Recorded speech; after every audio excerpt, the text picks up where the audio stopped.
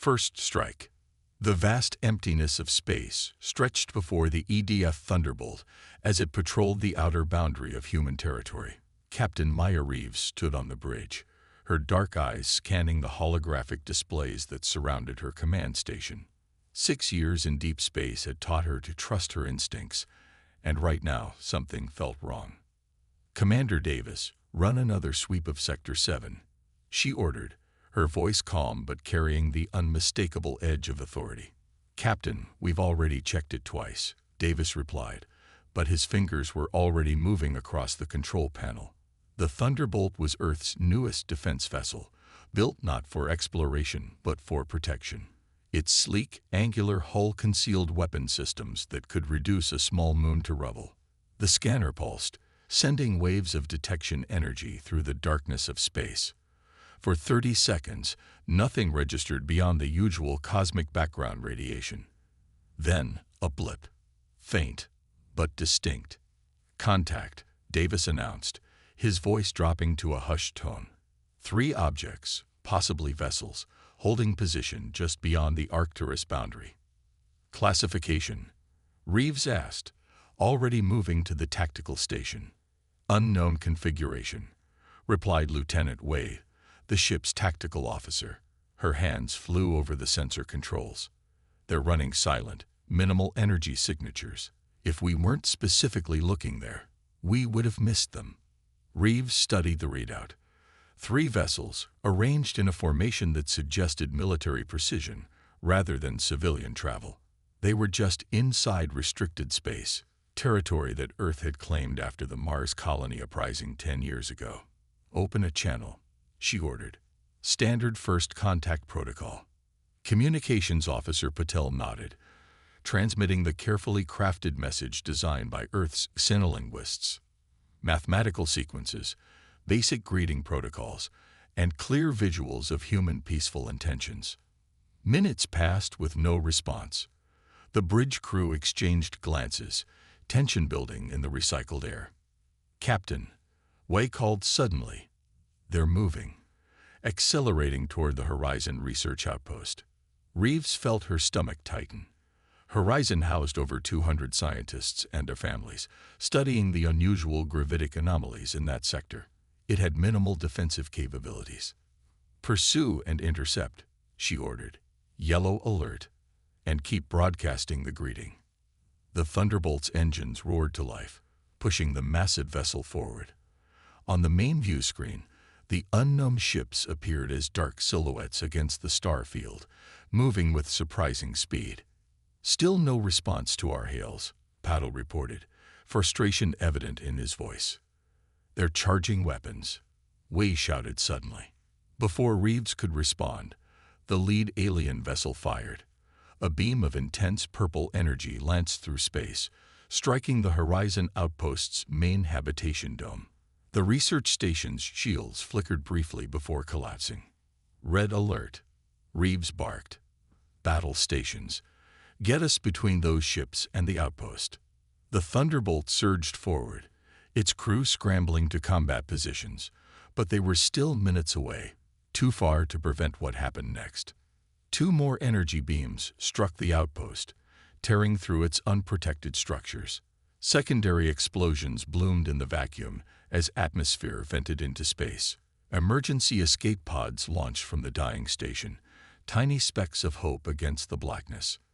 "Get me a weapons lock," Reeves demanded, her voice ice-cold. "Target acquired," Wei confirmed. "Fire."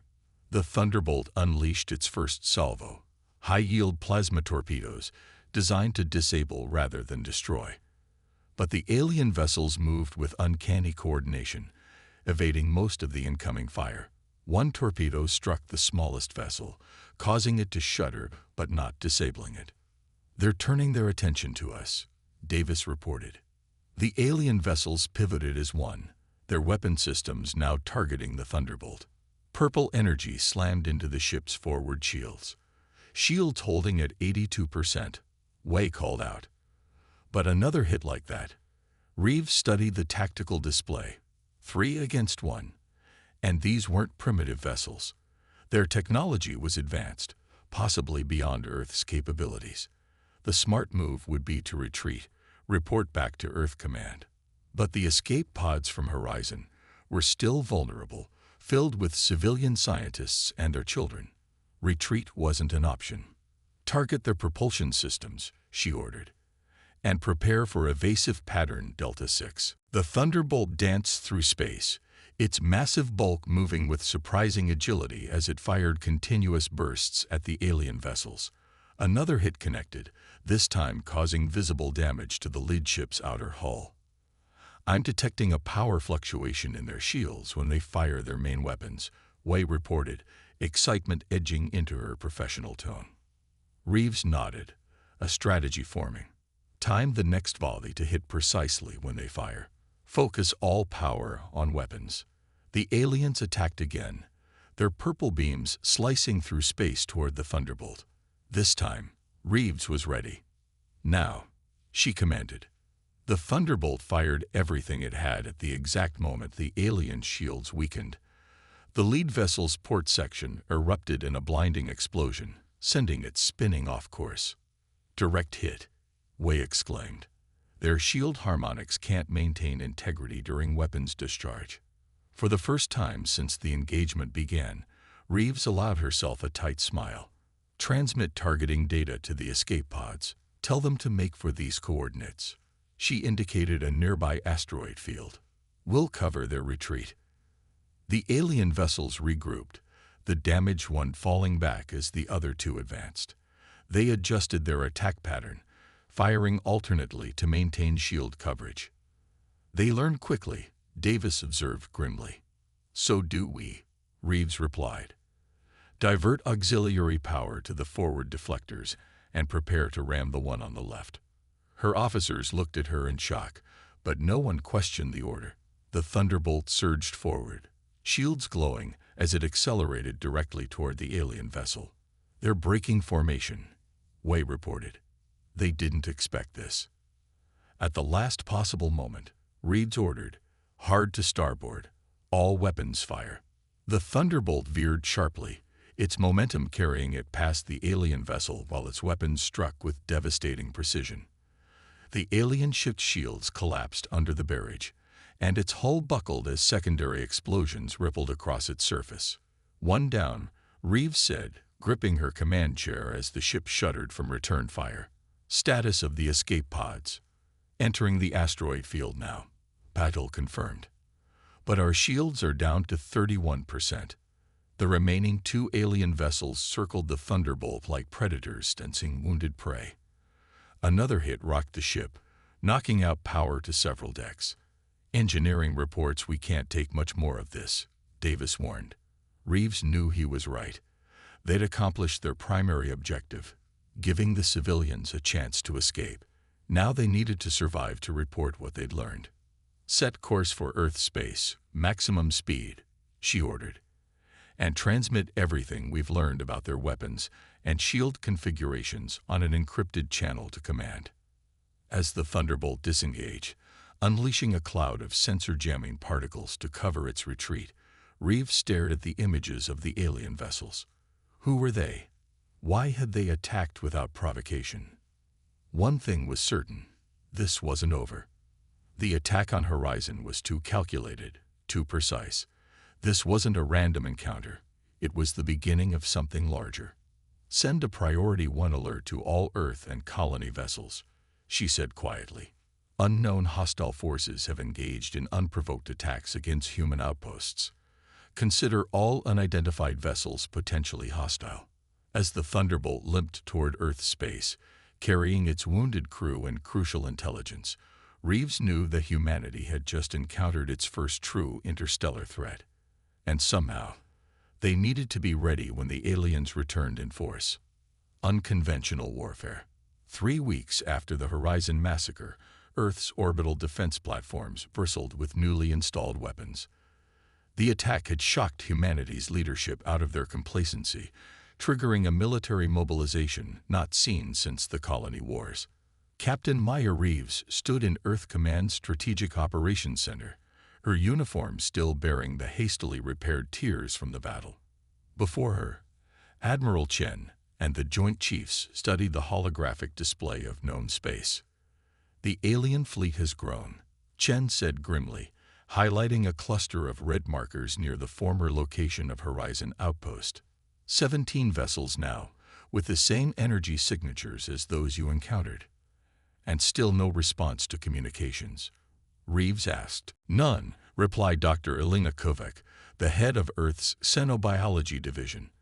Unlike the military personnel surrounding her, Kovac wore civilian clothes, practical but unmistakably academic. Her reputation as a brilliant but difficult scientist had made her few friends among the military leadership, but her expertise was undeniable. They're establishing a beachhead, Reeves observed, studying the alien fleet's formation. Classic invasion pattern. Control a strategic position, then push forward methodically. Admiral Chen nodded. Which is why we're sending you back out there, Captain. The Thunderbolt has been repaired and upgraded based on what you learned in the first engagement. We've reinforced the shield harmonics to better withstand their energy weapons, added Dr. Kovac. And I developed something that might give us an edge. She activated a separate display, showing a sleek, cylindrical device. We're calling it the Pulse Disruptor. Based on your sensor readings, their ships utilize a quantum-linked power distribution system. Theoretically, this device can create a cascading failure throughout their connected systems. Theoretically, Reeves raised an eyebrow. It's untested against actual alien technology, Kovac admitted. But the simulations are promising. The prototype will be ready in 10 days. Admiral Chen stepped forward. We don't have 10 days, Doctor. Our long-range sensors indicate they'll begin advancing toward the Proxima Centauri colony within 72 hours. It's our most vulnerable settlement. 3 million civilians with minimal defenses. The Thunderbolt can be ready in 12 hours, Reeves said. We'll take what ships are available and establish a defensive line at Proxima. Against 17 advanced vessels. Dr. Kovac shook her head. That's suicide. Maybe, Reeves acknowledged. But we know something about them now. They're predictable. They rely on superior technology rather than tactics. That gives us an opening. 10 hours later, Captain Reeves led a small fleet of 7 Earth vessels toward Proxima Centauri. The Thunderbolt took point, accompanied by 4 heavy destroyers and 2 faster corvettes. It wasn't enough to match the alien firepower, but Reeves had no intention of fighting the conventional battle. Tactical analysis confirmed the aliens use a tight beam communication system between vessels. She explained to her assembled captains via secure channel. They coordinate their movements with precision, but that requires constant contact. We're going to exploit that. Her plan was bold, bordering on reckless. The corvettes would plant quantum mines throughout the Kuiper belt surrounding Proxima Centauri, creating a maze of destructive potential. Meanwhile, the destroyers would position themselves behind Proxima's largest moon, weapons ready but hidden. The Thunderbolt will serve as bait, Reeves continued. We'll make ourselves visible, drawing them into the minefield. When they separate to pursue, we hit their isolated vessels one by one. /guerrilla tactics, commented Captain Sato of the destroyer Vigilant. Fighting asymmetrically when outgunned. Exactly, Reeves nodded. Humanity's greatest advantage has always been adaptability. Let's put it to use. The fleet dispersed to their assigned positions, racing against time as the alien armada approached Proxima Centauri. The mines were deployed with bare hours to spare, their presence masked by specialized jammers. Alien fleet entering the system, Davis reported from his station. 17 vessels in standard formation. Begin broadcast, Reeves ordered. The Thunderbolt transmitted on all frequencies, making no attempt to hide its presence. The message was simple, a direct challenge, using mathematical sequences the aliens would understand, with coordinates leading straight into the heart of the minefield. They're adjusting course, White confirmed. All vessels moving to intercept. Hold position until they enter the first ring of mines, Reeves commanded. Then execute evasive pattern Echo 3. The bridge crew watched tensely as the alien fleet approached. Just as they crossed the invisible threshold of the minefield, the Thunderbolt's engines flared to life, the ship darting between carefully memorized safe passages through the mines. The aliens followed, their tight formation suddenly becoming a liability as the first mine detonated. The quantum explosion rippled through space, disrupting shields and communications of 3 alien vessels. 2 more mines activated in quick succession, creating a chaos of energy discharges and debris. "They're separating," Wei announced, each vessel trying to find a clear path. "Signal the destroyers," Reeves ordered, a fierce glint in her eyes. "Begin Phase 2. From behind Proxima's moon, the Earth destroyers emerged, targeting the now isolated alien ships. The human vessels were outmatched one-on-one, but with the aliens' formation broken and their communications disrupted, they became vulnerable. The battle raged for hours. The Thunderbolt darted through the battlefield like a predator, striking weakened vessels before retreating into the safety of the minefield. 2 Earth ships were lost, their crews managing to evacuate before their vessels were destroyed. But they took 5 alien ships with them. "Captain," Patel called out, his voice tight with urgency, "we're receiving a transmission from Earth. Dr. Kovac is en route with the prototype weapon. ETA 30 minutes. Reeves nodded grimly. "We need to hold them off. Direct the remaining destroyers to fall back to secondary positions. We'll make a stand at these coordinates." The human fleet regrouped, forming a tight defensive perimeter around the colony. The remaining alien vessels, still outnumbering them, gathered for what appeared to be a final assault. "Their flagship is moving to the center," Wei reported. "Energy readings suggest they're charging for a massive strike." Reeves studied the tactical display. "Target all weapons on these coordinates." She indicated a point just off the flagship's bow. "Fire on my mark." The human vessels aimed their weapons, a seemingly futile gesture against the overwhelming alien firepower now being directed at them. "Kovac's shuttle has arrived," Davis announced. "They're requesting immediate docking." "Granted," Reeves replied. "As soon as they're aboard, fire all weapons and execute evasive pattern Zeta." Dr. Kovac rushed onto the bridge minutes later, carrying a case containing the prototype pulse disruptor. "It's untested," she warned, breathing hard, "and we'll need to get within 1 kilometer of their flagship for it to work." 1 kilometer, Wei exclaimed. "Our shields won't last 10 seconds at that range." Reeves considered their options. The colony behind them held 3 million civilians. Retreat wasn't an option, and their current tactics wouldn't hold the aliens off forever. "Configure the disruptor for remote detonation," she ordered. "We'll load it into a shuttle, and I'll pilot it in manually." "Captain, that's—" Davis began. "The only way," Reeves cut him off. "Prepare the shuttle. Commander Davis, you have the con." 10 minutes later, Reeves guided the small, unarmed shuttle toward the alien flagship. The Thunderbolt and remaining Earth vessels provided covering fire, drawing as much attention as possible away from her approach. 500 meters from optimal range, she reported over the comm. "Their point defenses are tracking me." The shuttle shuddered as a glancing blow struck its hull. Warning lights flashed across the control panel, but Reeves pushed forward, her hand steady on the controls. 300 meters, 200. A direct hit rocked the shuttle, knocking out its propulsion system. Reeves was thrown against her restraints, blood trickling from a cut above her eye. "I'm drifting," she reported, "but still on trajectory. 100 meters to target range."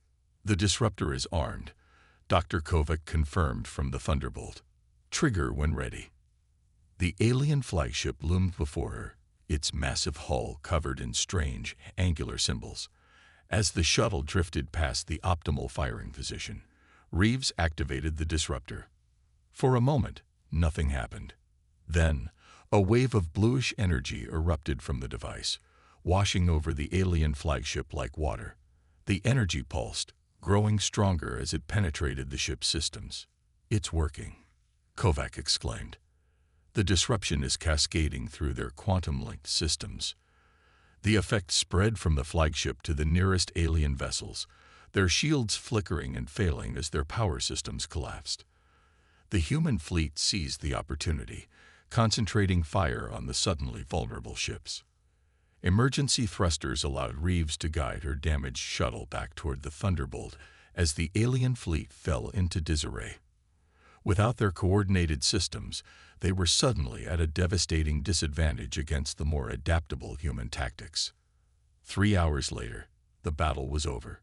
7 alien vessels destroyed, 3 disabled and adrift, and the remainder retreating from the system at maximum speed. On the bridge of the Thunderbolt, Captain Reeves stood with Dr. Kovac, watching as boarding parties explored the captured alien flagship.